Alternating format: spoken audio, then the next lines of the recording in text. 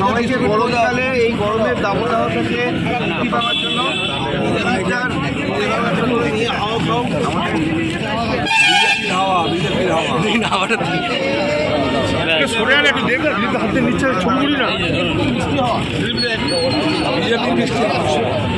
কত মিষ্টি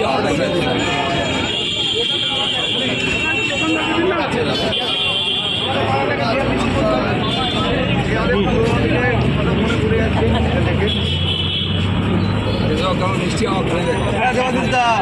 বিজেপির হাওয়া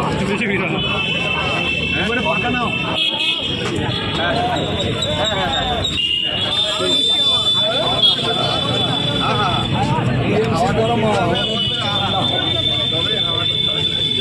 अरे पापा पीछे ना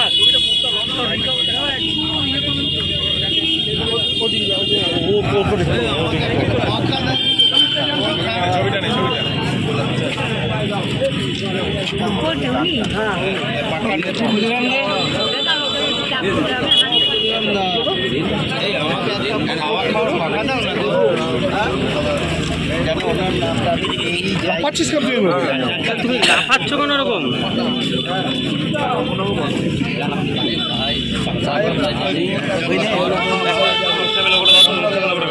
কি হলো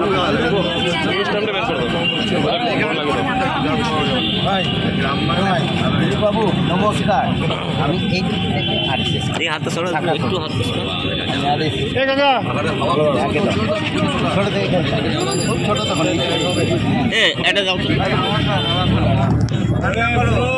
একটা দাও একটা দাও একটা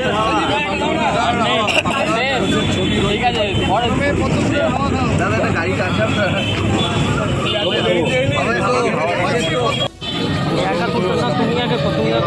ঢোকাও ঢুকিয়ে একটা ছবিটা তোলো সিন তৈরি করতে হয় তোমরা তো একটা ছবি ছেড়ে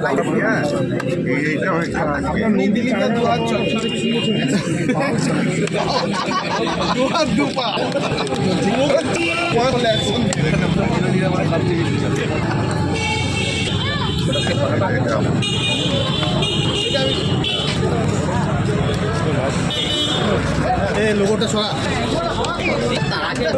লবিয়া কত দিবি যে ওটা সরা বাবা দেব দিয়া না বাবা তুই দিয়া না এটাকে নিয়ে ভিডিও তো এই তো আমি সিধা ভিডিও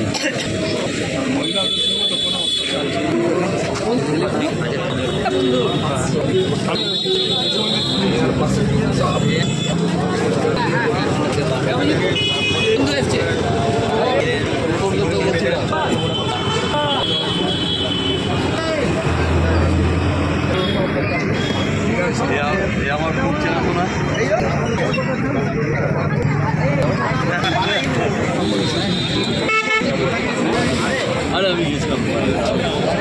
বলছি দাদা তাপমাত্রা তো 42 থেকে 45 চুই চুই আপনি নিজের জন্য গরমে কি করছেন এবং কর্মীদের যারা প্রচার করছে বা বিভিন্ন সভা সমিতি আছে তাদের উদ্দেশ্যে কি বলবেন গরম থেকে বাঁচতে? দেখুন যারা সুস্থ মানুষ আছেন তারা যদি একটুখানি নিয়ম মেনে চলেন অসুস্থ হবেন না, কিন্তু যারা বয়স্ক আছেন, যারা সুগারের রুগী, যাদের ব্লাড প্রেশার বেশি আছে, যেমন কোভিডের সময় এরাই বেশি অসুস্থ হয়েছিলেন, তাদের বেশি সুস্থ থাকা উচিত। তারা যেন রৌদ্রে না বেরোন। আমরা এখন প্রচার করছি রৌদ্রে বেরোতে হবে, কিন্তু শুকনো গামছা, সুতির গামছা রাখতে হবে যাতে ঘামটা শুষে নেয়, আর সুতির জামা কাপড় পরা, সাধারণ জল খাওয়া, বেশি ঠান্ডা বা এটা ওটা বা কোনো মিশিয়ে না খাওয়া। বাকি যেমন ডাবের জল, নুন জল, লেবুর জল বা বেলের শরবত, তরমুজ ইত্যাদি এই সিজনের যে ফল আছে ওটা খাওয়া। আম কম হয়েছে, কাঁচা আম পুড়িয়ে শরবত করে খাওয়া। আম হচ্ছে একমাত্র কাঁচা আম যে লুকে বাঁচাতে পারে, লু থেকে বাঁচাতে পারে। ছাতু শরবত খান সকালবেলা, বেশি খাওয়ার দরকার নেই গরমের সময়। মাছ, মাংস, ডিম, যারা একটু রিচ ভোজন করেন সাবধান থাকুন। প্রোগ্রামে গেলে খাওয়া দাওয়া করবেন না, ইচ্ছা করে সুস্থ শরীরকে ব্যস্ত করবেন না, প্রকৃতির সঙ্গে চলতে হবে। আমার মনে হয় তাহলে সবাই সুস্থ থাকবেন। বাচ্চারা, বয়স্করা যেন রোদ্দুরে না বেরোন, এটা খেয়াল রাখতে হবে।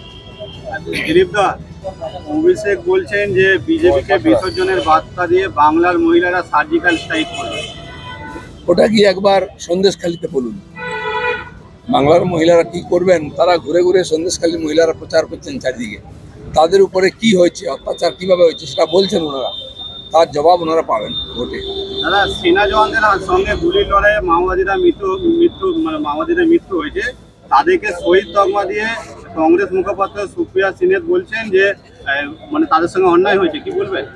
দেখুন, এর আগে আমরা দেখেছি টেররিস্টরা মারা গেলে কংগ্রেসের নেতারা বাড়িতে যেতেন। ওম প্রকাশ দিল্লিতে যিনি ছিলেন পুলিশ অফিসার, এনকাউন্টারে তিনি মারা গেলেন, তার বাড়িতে যাননি কংগ্রেসের নেতারা। যে টেররিস্ট মারা গেছিল তার বাড়িতে গেছিলেন। আজ কি হয়েছে, কংগ্রেস সারা দেশ থেকে মুছে গেছে। এই দেশের সংস্কৃতি, পরম্পরা, স্বাধীনতা, সুরক্ষার উপরে যারা প্রশ্ন তুলবে, দেশ বিরোধীদের সঙ্গে যারা থাকবে, তারা নিশ্চিন্ন হয়ে যাবে। দিলীপদা, কয়লা গরুর পর তো এবারে সবুজ সাথী সাইকেল দেখা যাচ্ছে বাংলাদেশের হাটে চড়া দামে বিক্রি হচ্ছে। আমরা বাংলাদেশে চাল, ডাল, ওষুধ ইত্যাদি পাঠাতে জানতাম, গরুও পাঠাতো, সাইকেল পাঠাচ্ছে এটা এখন জানা গেল। আর কত নিচে নামবে, এখানকার মানুষের ট্যাক্সের টাকায় বিলি করে ভোটও পাচ্ছে, আর বিদেশেও প্রচার করে দিচ্ছে। আগে অ্যাম্বুলেন্সও করে বাংলাদেশের টাকা গেছে টিএমসির নেতাদের। তো এই যে এখানকার মানুষকে শোষণ দিনের পর দিন করে যাচ্ছে, আর অনৈতিক কাজ, তো আমার মনে হয় পুরো সমাজ বিরোধীদের হাতে পার্টিটা চলে গেছে।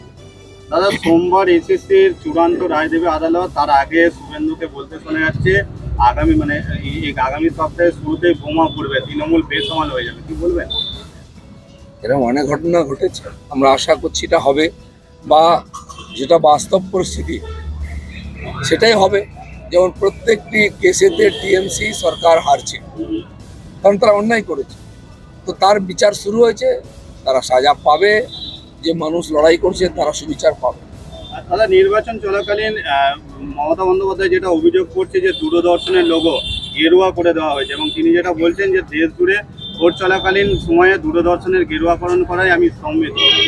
আগে যে বন্দে ভারত ট্রেন বেরিয়েছিল নীল সাদা রং হয়েছিল, সবাই বললো দিদির রংটা দাদা করে দিয়েছেন, রেলের রং। আজকে গেরুয়া বেরিয়েছে, মেরুন বেরিয়েছে, তো পরিবর্তন তো হবেই। সব নীল সাদা হবে কেন? গেরুয়াতে এই দেশের প্রতীক, পরম্পরা, সব জায়গায় গেরুয়া থাকা উচিত। যদি করে থাকে সেটা দূরদর্শনের অধিকার আছে, তারা কোন লোগোটা ব্যবহার করবে?